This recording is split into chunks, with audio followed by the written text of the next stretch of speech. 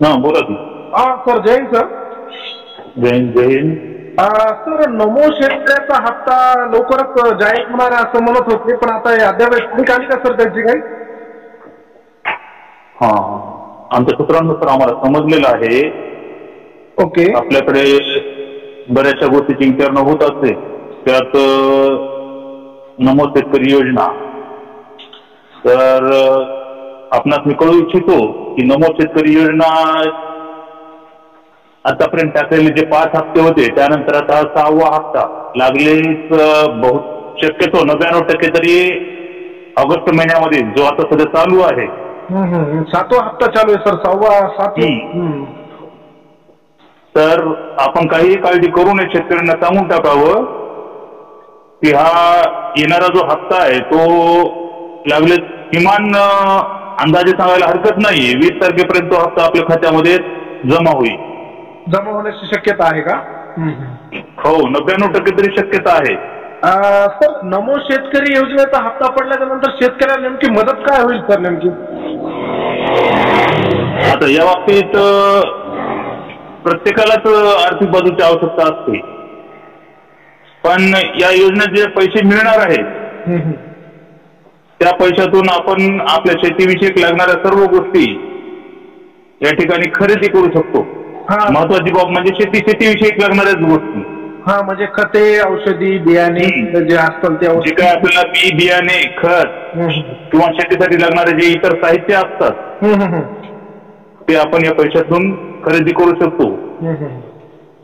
त्यासाठी आपल्याला जास्त वेळ करावी लागणार नाहीये, कारण शासनाचं मत असं चाललंय की लवकरात लवकर आपल्या खात्यामध्ये नमो शेतकरी योजनेचे जे काही हप्ते जो हप्ता शिल्लक राहिलेला आहे तो टाकून द्यायचा. हा, म्हणजे आपल्या पीएम किसानचा हप्ता 20वा पडल्याच्या नंतर 15 दिवसाच्या आत नमो शेतकऱ्याचा हप्ता पडणार होता. तर असं सूत्राच्या आधारे कळवण्यात येत आहे की 20 तारखेला जमा होण्याची शक्यता आहे. जवळपास 20 तारखेपर्यंत पैसे जमा होऊन जातील.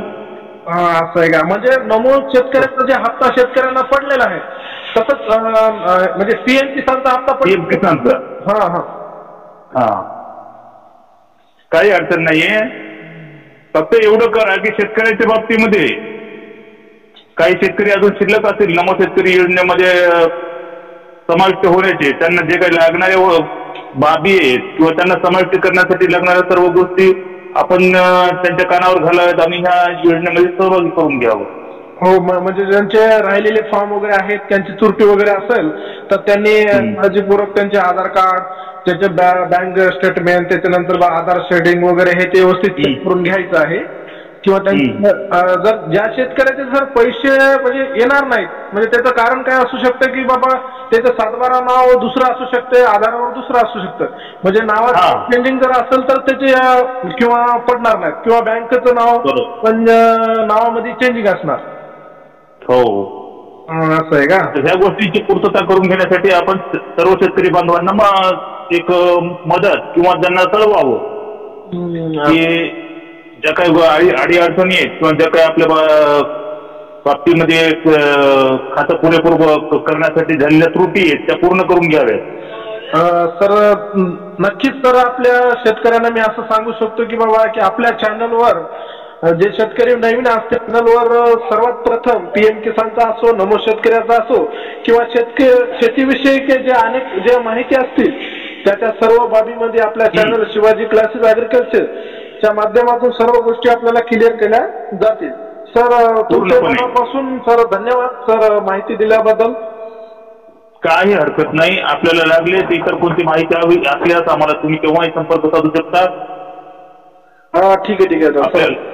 आपल्याला सतत आमचं सहकार्य राहील. ठीक आहे सर, धन्यवाद सर माहिती दिल्याबद्दल. धन्यवाद.